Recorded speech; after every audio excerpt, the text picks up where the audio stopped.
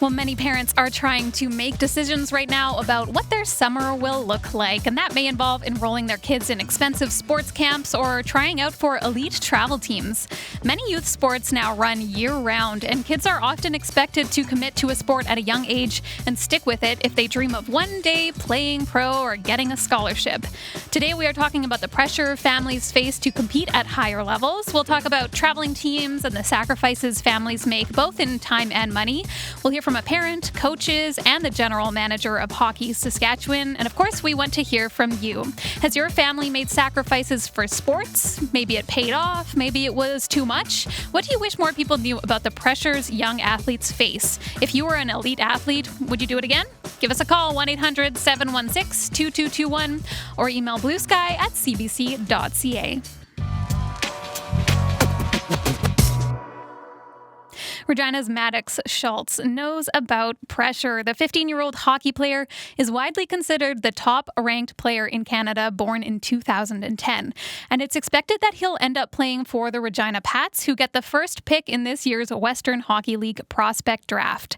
This week, Maddox is competing at the TELUS Cup, and he's living up to his hype. He's leading the tournament in scoring and has had 2 hat tricks in 3 games at the Under-18 Championships. This week, the This is Saskatchewan podcast, hosted by Sam McKaig, introduces us to Maddox Schultz and his family. Both parents, Vicky and David, are high-level figure skating coaches, and Maddox and his figure skating sister grew up in rinks. Sam spoke with CBC's Dan Plaster, who did a story for CBC about the family. Here is part of their conversation. So how rare is it to have talent like this come from Regina or even Saskatchewan? Well, we know about the high-level players that come from Saskatchewan, the Shen brothers and Ryan Getzlaff, and then Jordan Eberle, kind of, because he did a lot of his hockey in Calgary. But to have a number 1 pick in the Western Hockey League, what used to be called the Bantam Draft, it is now called the Prospects Draft. It started in 1990.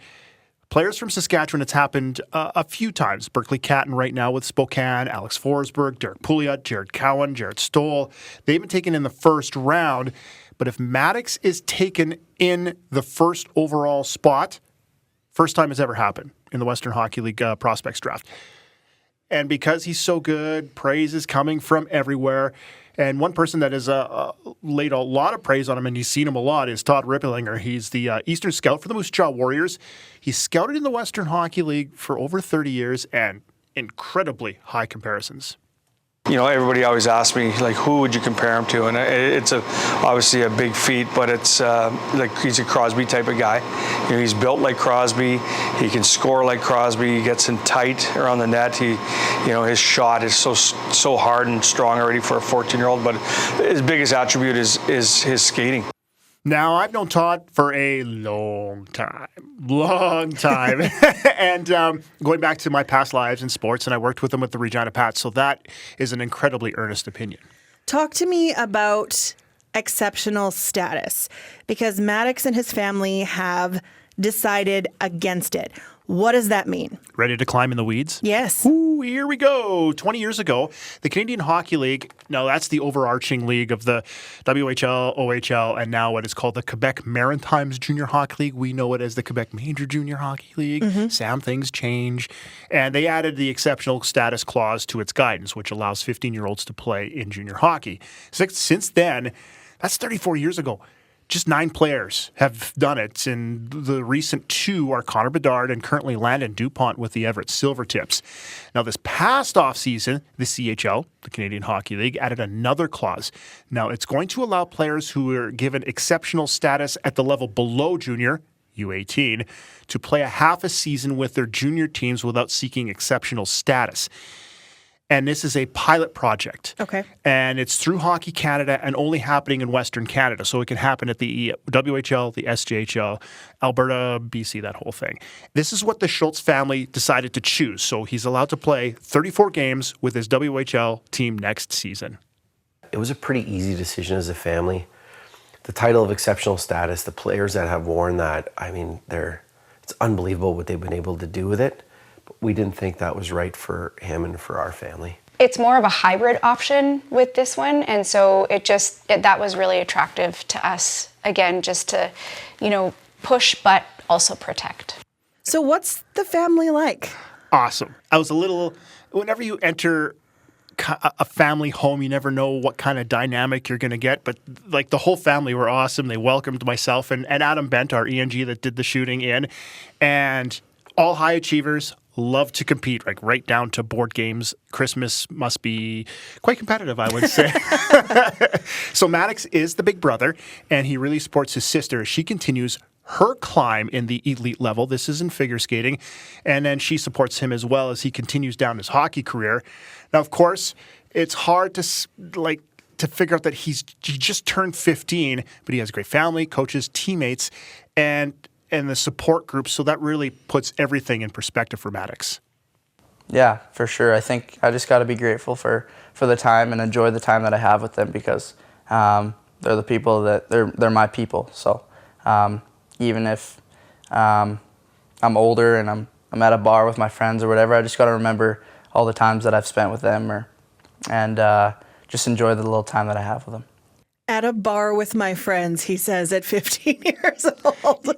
Like, that's what's great about it. He just kind of, there's always it, and he kind of gets it, and it's kind of cool to see, and it's going to be a crazy journey for him. Of course, we talk about the TELUS Cup, and that's happening, and then after that is the WHL draft, Wednesday, May 7th, and then from there, it would probably be prepare for next season, spring camps, depending where he goes.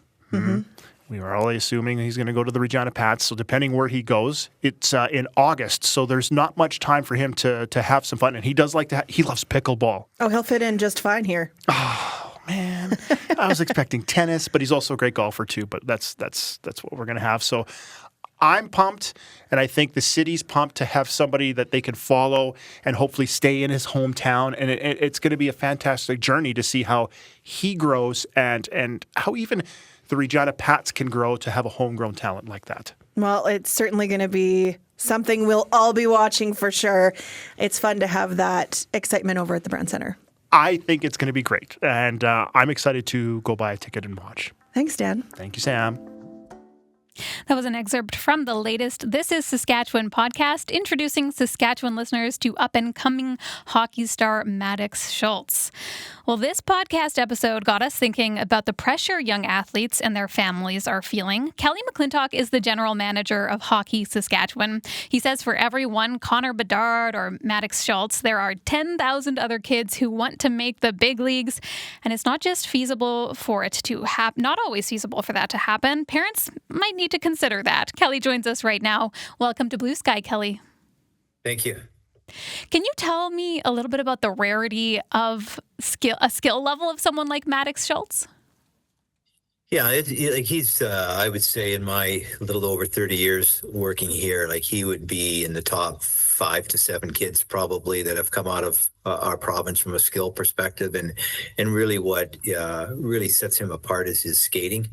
Is when your parents were professional figure skaters and teach skating for a living, it's bound to rub off, and it's really done with him. And the other part, you heard all the accolades of him, but he's an incredibly humble kid. So I think that's another thing that's really attractive from him as a hockey player. But he's rare. Yeah, you just mentioned that he comes from a bit of a unique family, elite level coaching parents. They grew up on the ice. How is that different from someone like, say, Connor Bedard, who, as I understand it, grew up in hockey academies? Yeah, there's different, perspective of how you want to move in today's world, and academies have been an option where they're trying to offer programming, 7 days a week and more skill based as opposed to what has traditionally been in a lot of minor hockey. But the higher levels of minor hockey, whether you're at U11 to U13, they're now 5 to 6 days a week that you're doing on ice. And so it's the quality of your practices and the quality of the coaching that you're getting that's really dependent, I think, on how you're going to move forward. But it's also, there's families now that And I think it's in every sport. The pressure to specialize in a sport is becoming earlier and earlier, where, an old guy like myself, like we couldn't wait for hockey to be done to play baseball. And we couldn't wait for baseball to be done to play football. And in the meantime, we are doing our own thing. Like, you don't see kids playing baseball on their own in a park, or playing football, flag football, or touch football, or tackle football in a park on their own. Everything seems to have to be organized for kids nowadays. So that's the struggle that we have, is to, we want people to be really good hockey players, but what parents don't realize is you don't need to play hockey 12 months of the year to become a good hockey player. I want to talk more about that later on, but how early are we talking? Because I think when I was playing soccer growing up, it was probably around 15 that we were sort of told soccer or volleyball, like choose one, you can't do both, there's no time to do both. So, but has it gotten younger than that? Yeah, I think it has. For a lot of sports, it's gotten younger. And especially in some sports where there's quote unquote professional coaches. So, I'm not completely familiar, but when you get into gymnastics and swimming and synchronized swimming and those kind of sports where the coaches tend to be, that's their livelihood, they're professional coaches. There's pressure on them to develop athletes sooner, right? Because parents are putting out a lot more money for the coaching, so their expectations are higher. And I think that's even why in the hockey world, sometimes going to academies or doing all the, 25 years ago, there wasn't that many people that were running a business, teaching power skating and teaching skills. There's people making a full-time living at that and doing very well at it. And so there's demand there. And I think ultimately, puts on, parents don't realize the pressure they're putting on their kids. The kids they're not stupid. They know exactly how much it's costing mom and dad. They know how much it's sacrificing them in not just money, but time. And unfortunately, I think there's a lot of kids that are burning out at that 16, 17 year old age and saying, I've been doing this from the time I was 5 or 6, playing year round. And now I just want to enjoy life. Like, I might still play hockey, but I just, I want to golf, and I want to play some slow pitch or baseball, or I want to do something else. Or, once you get to high school, all of a sudden there's the pressure. Hey, I want to play basketball or volleyball, or I want to play football because my friends are. So, I don't think parents realize the pressure they put on the young ladies and young men to specialize early. Yeah. And we are hoping to hear from parents today about what kind of pressure families are under from teams to put their kids into extra camps, to join clubs and traveling teams. So if you're making sacrifices as a family to be able to support your kids in sports, we'd love to hear from you. What makes it worth it to you? You can give us a call, 1-800-716-2221, or email bluesky@cbc.ca. Kelly, stay with us, but I want to head now to Lloydminster to speak to a mom of 2 young athletes. Aubrey Pedlar has a 12 and 14-year-old, both of whom play competitive sports, and their lives revolve around the kids' sports schedules. She's on the line now to tell us a little bit more. Aubrey, thanks so much for joining us today. Thank you, Candace. Can you tell us a little bit about your kids? When did they start playing sports? Probably around age 3, not competitively, but that's when we got them involved in sports, 3 and 4 years old. And what sports did they play? Right now, my daughter is playing softball and hockey, and my son is currently playing lacrosse, football. He also plays hockey, and then he does school sports as well, like soccer and cross country. So he's busy. I can imagine you're alive. That was a lot of different sports. So I guess, what is your schedule like? It revolves around practices, primarily, and traveling. So my husband and my daughter leave this afternoon to go to Calgary for a spring hockey tournament. And we've got lacrosse Friday, Saturday, and Sunday in only about a half an hour away. So that's nice. So sports every night for the most part? Yeah, pretty much. We are one practice or another, one training or another, one camp or another. We're going back and forth. And I can imagine sometimes there would be overlap too. How often are there things conflicting, and how do you make that work? Well, I guess 2 kids, 2 parents, that kind of makes it convenient. but yeah, we drop off, we go pick up, we're just chasing them. I think it's definitely a scheduling balancing act. We work full time and somebody still has to clean the house and cook the meals and go buy a new hockey stick because it just got broke. And so there's that as well. And how much travel is involved for your family? Like, how far have you had to go? With hockey this year, my daughter traveled primarily to Edmonton and Calgary, but also 2 trips out to Vancouver. She also played on a travel softball team, so she was training in Saskatchewan evenings and weekends, and went to California for trips in November and in March. So they were gone about 12 days playing ball down in California. So that was a lot. And a lot of money, I imagine, hey? Yeah. Do you have an idea of how much you're investing? No, and I probably don't even want to think about it. It's a lot, and I mean, I do want to preface that with we're consciously making that choice. And I think that what we see from benefits of them getting out of what we're, sacrificing and paying for, I think is, it makes it worth it. Yeah. What are they getting out of it? What is making it worth it? What are you seeing in them? Well, not only do they love the sports that they play, like they truly do. I've never had, either one of them have never complained about going to a practice or, so that's definitely a benefit.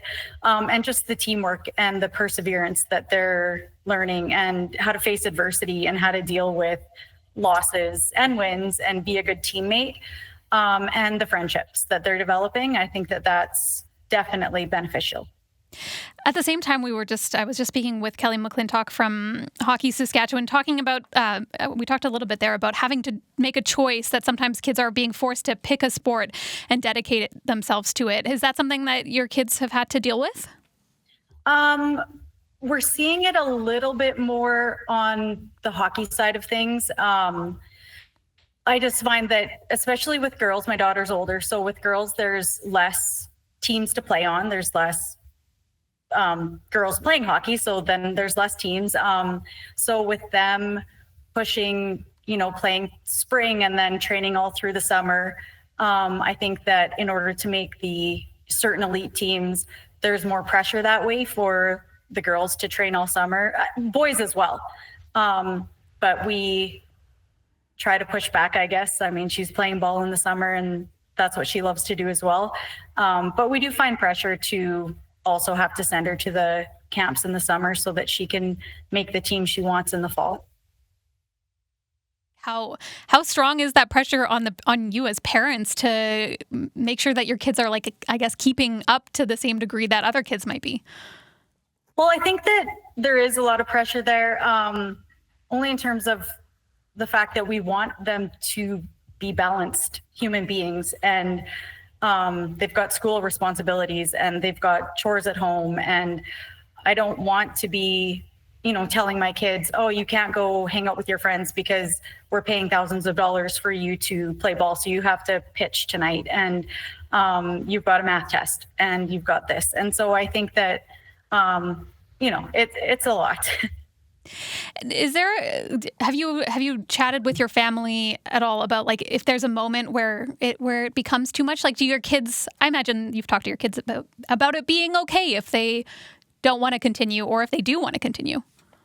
Yeah, I think that we haven't necessarily had to have that talk because, like I said, like, they love what they're doing and they don't want to, they want to genuinely play, but that's just something that we have to monitor. We have to see, like, are these kids burning out? Are they not wanting to get up and go? But so we'll cross that bridge. They still love it. And so here we are. Yeah. Aubrey, I really, really appreciate you joining us and telling us a little about your experience. So thanks so much for being here. Thank you. Well, as I mentioned, Kelly McClintock is our guest on the show today. He is the general manager of Hockey Saskatchewan. And I'm really curious to know, Kelly, you were touching earlier on coaches and, like, full-time coaches. And I wonder about who is driving this desire for young people to play elite level sports? At first, I was just thinking, is it the kids or is it the parents? But you made me think maybe is there a financial part of this as well? I think, Jenna, that when you were talking about the financial aspect, I really appreciate the mother you had on and the sacrificing they have to make and the sacrificing from a financial perspective. So I think there's times, and I've said this many times to parents throughout the provinces. I think some parents are looking at what their return on their investment is, right? Instead of looking at it from the perspective of maybe some of the things she talked about is, creating good friends, how do you work as a team? I refer to my staff here as a team. So, a lot of them come from a sporting background, and that helps them work in create a better work environment. So are they learning life skills? Or is the desire just to simply play at the highest level? And what else are they sacrificing? Like I had a father tell me, just within the last week, well, I sent my kid somewhere. It wasn't for school. Like I wasn't worried about school. It was about hockey, so, and the kid is 15 or 16. So there's a lot of parents, ever since COVID, with remote schooling, I think schooling has almost taken a second or back seat to, kids, whether it's hockey or it's other sport careers, because they'll go, they can do it online. But, what is that sacrificing as well down the road? So I think it's, there's parents that are looking at it as what am I going to get on a return of my investment? And there's others that are going, we just want to allow them to have the best experience possible, play at the highest level that they can. And you know what, at some point, they'll make a decision as to how far they want to go. I always tell parents, like, your little daughter or little son might be a great little 7-8-year-old hockey player. Let's wait till they're 16. Let's wait till they're 15, 16. And then we'll see if they're still a little player, if they've matured, physically. Do they want to make it, to make the commitment that you wanted them to make the commitment later on? So I think that, that's important as well for parents to be knowledgeable of. Because there's a lot more parents today who didn't play hockey than there was when I was growing up. Well, I was just thinking about that too, because you've been involved in hockey a long time. So how have you noticed that drive has changed over time? Like, is it better? Is it worse? Is it the same as it always was? This desire to get somewhere, I guess. Yeah, I think there's always been, like, even, me growing up, like I never played organized hockey till I was 9 because there wasn't really a lot of organized hockey. You played on the outdoor ice at your school, and that's, you played with your friends. And sometimes I think it was actually better because there was no adults around and we just looked after ourselves and played. Yeah. That's we played. We didn't, it wasn't the structure that you have today. And I think that's what like I mentioned earlier, all sports are so structured nowadays that I don't know if kids actually know how to just go play anymore, on their own. But it's been a change that way. I think there's always been a desire to do really well, but it's now I think some parents see the recouping of an investment of some kind. Interesting. We have a caller on the line right now who I think might have some thoughts on just that. Jen is in Saskatoon. Hey there, Jen. Hi there, Candace. Yeah, I have 3 kids in sports. I've got one who's competing at the Western Canadian Artistic Gymnastics Championship tomorrow. She's a level 9 gymnast. She goes every single day to train, except for weekends and holidays. And then I've got a speed skater and I've got a hockey player. And having these 3 kids within the space of 3 years is a little bit wild because the 2 younger ones are twins. But when it comes to high-level athletes, absolutely. What the mom in Lloydminster was saying, too, how you need 2 parents to handle different practice times and what's happening there. You still need somebody to, make food and keep up with laundry. And sometimes, like I know from my gymnast, she is still going to regular school in the mornings, but she has to do social and English online. So she doesn't really get to miss school. She just has to do it at night. And on top of that, it's like, no, if you want your clean suit, go put it in the laundry. If you want to get this done, you got to go do it yourself. So it's a little wild. And Jen, do you feel that pressure that I know, because I've talked to people in our newsroom even about this pressure to put the kids in the camp so that they don't fall behind? And are you feeling a little bit of pressure to do all the things? Yes and know. It's kid dependent, right? Like my daughter who's sitting next to me in the car listening, she wanted to play spring hockey this year. Last year it was 3-on-3, and okay, this year you can play spring hockey. And I mean, we really just hope she loves the game and that she makes friends on the teams. We don't have any illusions about like NCAA scholarships there. Maybe for our gymnast, maybe if she really pulls together and by age 16, 17, like Kelly said, she's doing great, but we want her to love the game. We want her to keep playing like through her teen years, through her 20s and 30s. And if she does really well, great, but that's up to her. So if she wants to, the trouble is when you say yes to one kid, all the others are like, well, I want to do more stuff too. And then you kind of feel a little bit of pressure from them. But also if a kid is telling you, I don't really want to go to practice today, it's a bit too much, then it's time to dial it back. Do you have any thoughts on what Kelly was just saying about school almost taking a back seat in some cases? Funny thing there is if your kid is looking at a Div 1, 2, or 3 scholarship, you have to have the marks. You have to have academics and some community service. You got to look good. So yeah, school, luckily I've got kids who are not having too hard of a time in school. They seem to get along well. They're pulling good marks. Like the one who's missing every single afternoon. She's going to miss a couple mornings here this next week with a training camp that she was invited to. She's keeping up and she's keeping pace. And when she is there, it's seriously the best thing for her because she can just be a normal human. She doesn't have to be some fabulous gymnast or whatever. She's just her friend with her friends. And even for high school, as we're looking at that, she's going to go to a nice, normal high school. And whatever she's missing, she's going to have to make that up at night with virtual school. How do you deal with... Yeah, the marks are still there. If the marks slip, then we have a talk with her coach. Then we bring coach in. We're like, okay, you're going to have to start missing practices till you can bring your marks back up because school is absolutely the foundation. And how do you deal with pressure on the kids? Do your kids ever talk to you about, that they're feeling overwhelmed by it all, or are they still just really fully enjoying it all? They'll tell us when they've had enough or when they're just too tired to do something. And it's like, you know what? Okay, fine. You can miss tonight. The gymnast never seems to want to miss things. Like she's busy going, and I've had a coach call in and say, she doesn't seem to be feeling well. You better come and take her home. And it's in the middle of the workday. So you're like, again, dropping everything and trying to get there. But they don't seem to be showing too many signs of pressure. And my favorite thing is when you're home for the night and everybody's been fed and everything is sort of under control and we can look out onto our street and there's kids playing and my kids are out there with them. That honestly just feels like, yay, we're home and everything's easy again. I'll let them decide how much pressure they want to put on themselves, but it has to come from within. If it's me pressuring them, they're going to crack. They won't last, And the part that I feel sad about is that it's a money thing. Like we happen to be a good 2-income house. My husband is fantastic in terms of being able to drive them places. He doesn't work out of town long stints. But I look at all the kids across the north who are fantastic athletes but aren't close to a major center. Kids who live in remote communities and maybe you can't afford it if you're on a single income.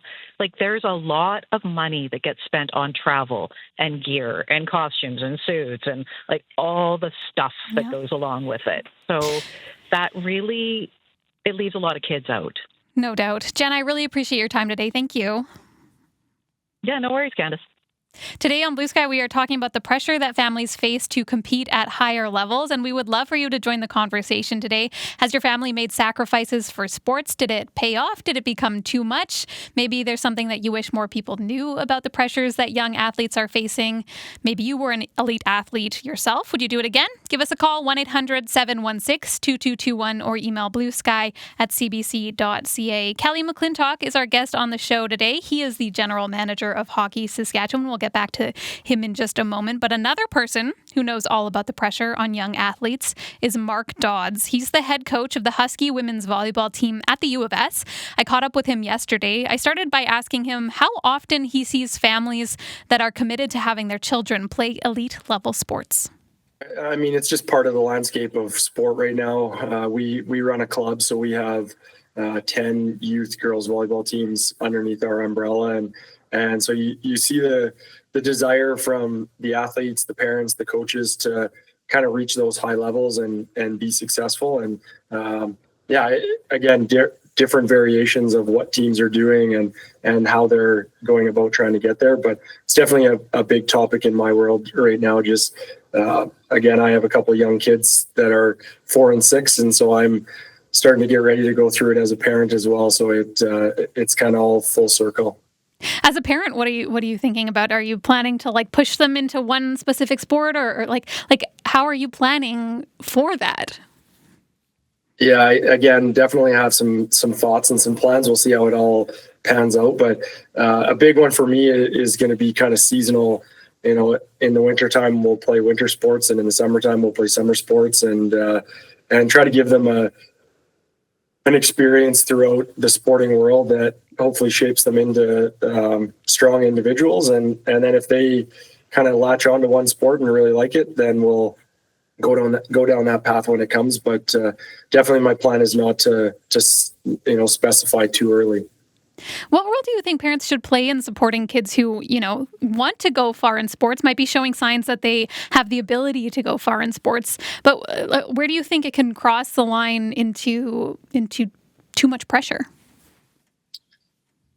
Yeah, unfortunately, you're seeing sometimes where parents are, living vicariously through their kids, and obviously there's lots of pride and passion that can go into your kid's sport. But that over involvement, that requirement that a kid continues to chase the higher level, despite whether they want to or not, you start to see it in lots of sports where the push from the parent seems to be more than the push from the athlete, and usually that doesn't turn out too well. Have you seen it? Have you seen situations where it hasn't turned out too well? Have you had to have conversations with parents even? Not specifically, but again, throughout my world, my network in the sporting world, I've talked to a lot of parents, both parents that have their kids specified in one sport, and then parents that kind of disagree with that path, and we banter about it all the time. And again, I'm not sure there is the perfect solution in any situation, but ultimately, I think we're seeing a trend towards the push into specifying a lot more, and that's concerning. Just around, again, the enjoyment of sport for kids, and that's what it has to get back to. Is they're there to play a game and have fun and be active, and I think that enjoyment's starting to get taken out of it because of the demand and the pressure to reach a certain level. Whether it's okay, I want to play in the NHL or be a U Sport athlete or whatever that next step is within that sport. I think back to when I was, 11 or 12 playing, semi-competitive soccer. And even back then, this is 15 or so, 20 years ago, I remember a lot of the young girls on my team were told you have to pick volleyball or soccer. Like we have to do so many practices that you can only choose one or the other. So this isn't necessarily a new trend, but it does feel like it's amping up. Why do you think that it is? Yeah, that's a good question. It's, again, different in every sport, but I've had a lot of experience actually with hockey and volleyball. And so you get these teenage girls that have been playing hockey kind of their whole life because you started younger, and then volleyball pops into their life when they're 12, 13, 14 years old, and all of a sudden they're conflicted with being passionate about both sports. And I've come across the situation where hockey coaches aren't open to them missing hockey for volleyball. But then because volleyball is a late start or a later starting sport for these kids, it's much more difficult to have the same type of demands on these kids. So I'm seeing, a lot of just hockey volleyball conflicts with young girls that is kind of unfortunate. Again, they're in the same window in terms of the seasons, and so there's going to be that conflict all the time. And unfortunately, again, there isn't a right answer as to how to do it.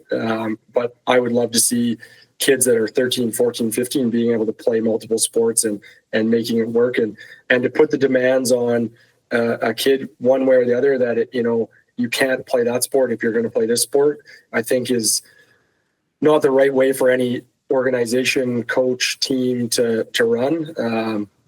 But I also understand that there's lots of money being invested into these kids by parents. And so the expectation is that they're training a lot, they're playing a lot. And unfortunately, sometimes that turns into having to decide one sport or the other. I'm glad you brought up money, because I was just about to mention that parents are sometimes spending a lot of money on not just gear, but also travel and training. Like, how much money are we talking? Do you have a sense of, maybe in volleyball, maybe in hockey, like how much money people are spending? Yeah, again, it varies. With the volleyball world, I know pretty well. It can kind of be for a December to May club volleyball season.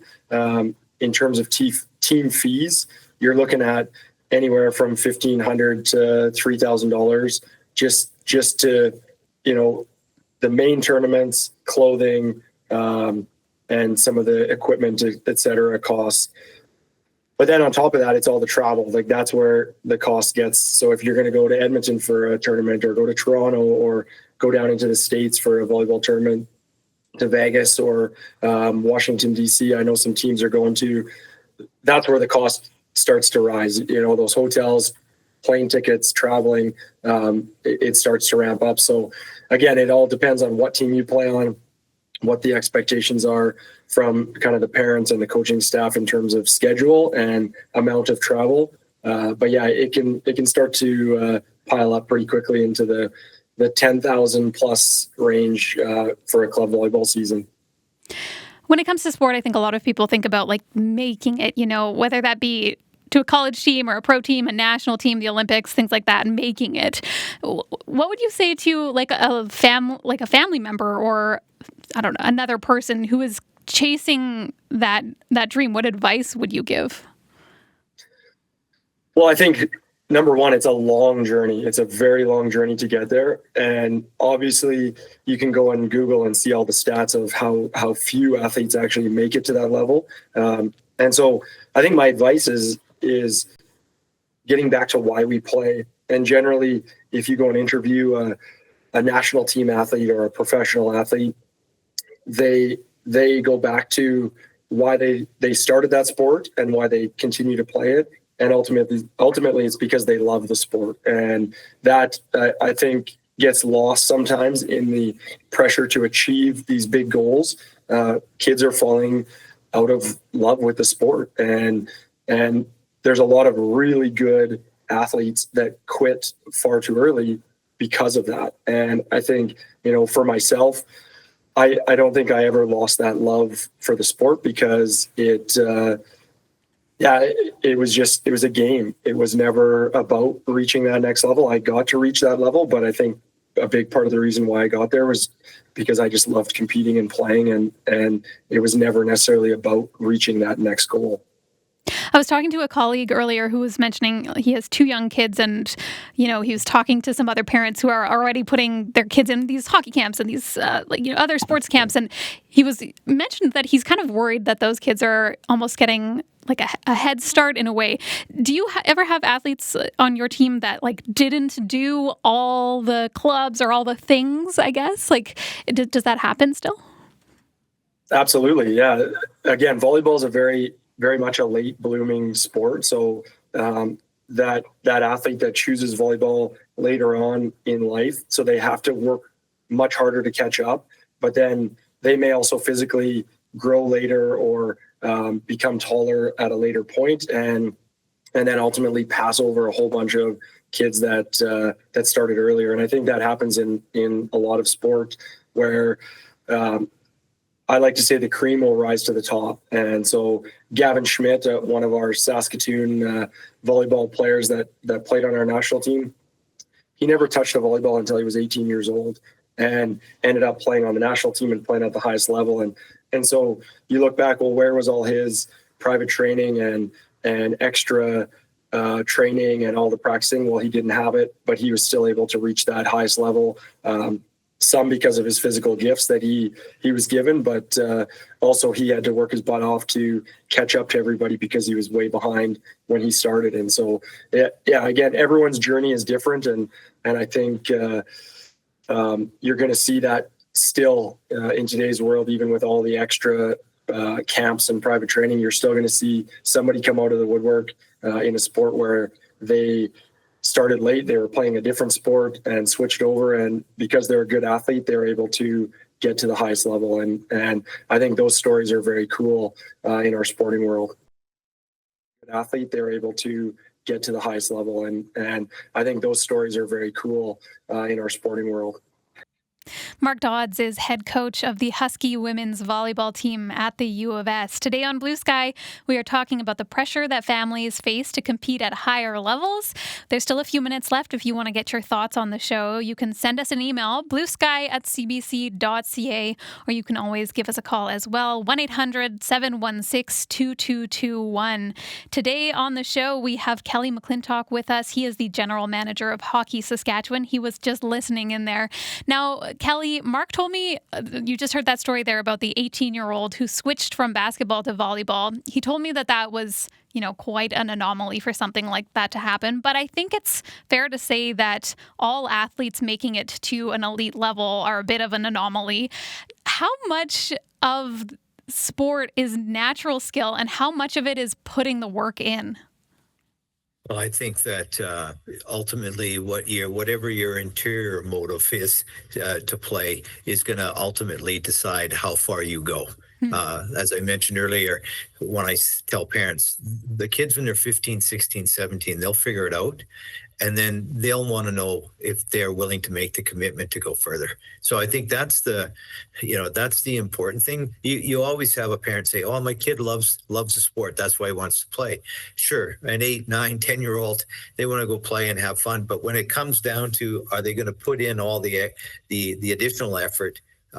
When it's older and all of a sudden now, I'm 5'8" and I'm playing against a 6'3" player, and a lot of the players are bigger. Well, can I choose a different sport? Can I play something else where I can maybe, get to a higher level of competition than I can in the current sport? So I really think it internally, it's when the kids get into those teenage years, they'll determine how far they go, because they have to be internally motivated to get to that next level.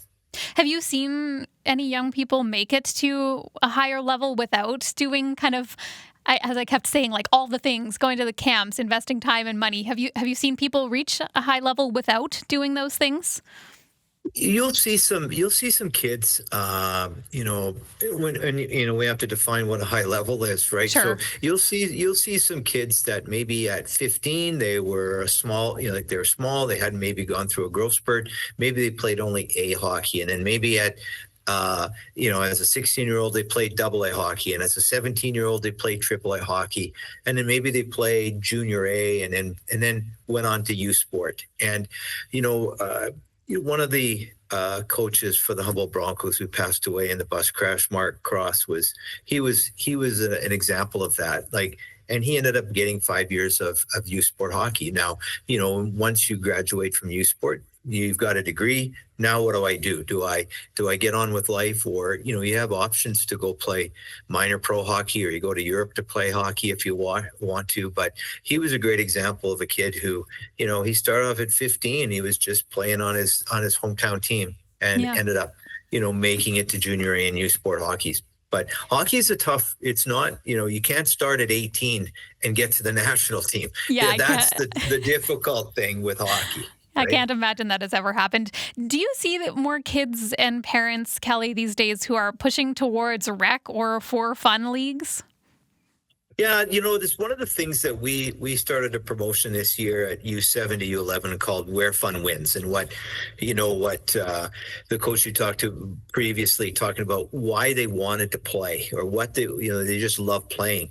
Well, we're trying to promote that, it's having fun is what wins, especially at the younger ages. You can focus on skills and everything, but if you focus on winning, the likelihood of kids staying in the game isn't going to be there. But if you focus on fun and making them a really welcoming environment and a fun environment, the longer you play. Like, for example, if I said to you, let's go golfing, And you might say, I don't like the golf. I would don't say have that. fun. Yeah, I don't have fun golfing. Okay, so you're not going to participate. Well, what is, if you tell a 6-year-old, well, let's go play hockey. Well, I tried it last year and I didn't have fun. I don't want to go back. Right. So to keep kids in the game, and I don't care. I want kids to play as many sports as they can because I want good rounded athletes. And ultimately I want them to put their kids in hockey if they have, but they have to have a great experience in it. And if you do, the longer you're going to stay in the game. And then you'll determine, hey, you know what? I like this. I'm having a lot of fun. Now I'm 15. I'm going to put in the effort to maybe try something, try to get to a higher level. So it's the focus is on winning at the younger ages. We're turning kids off. If it's fun, I think we're going to stay in it. Kelly, we only have about a minute left here, but if there is a parent listening right now and they have young kids that they haven't put into sports yet, but they're thinking about it, what advice would you give to them? I would say to do it. My wife never grew up in a sporting environment, and I said, I did. And there's so many positives you get out of it on how to interact with people, the things that Maddox talked about or his parents talked about. You deal with how to win, how to lose, adversity, how to deal with other people, how to take direction from coaches, how to compete, how to be good, how to display good sportsmanship. There's so many life lessons you can learn. So for me, I'm an advocate of any sport. Put them in but focus on having fun. Kelly, thank you so much for your time today. I appreciate it. All right, take care. Kelly McClintock is the general manager of Hockey Saskatchewan. I'm Candace Lipsky. You've been listening to Blue Sky on CBC Radio 1. That's all the time we have today. Thank you so much for joining us for that conversation.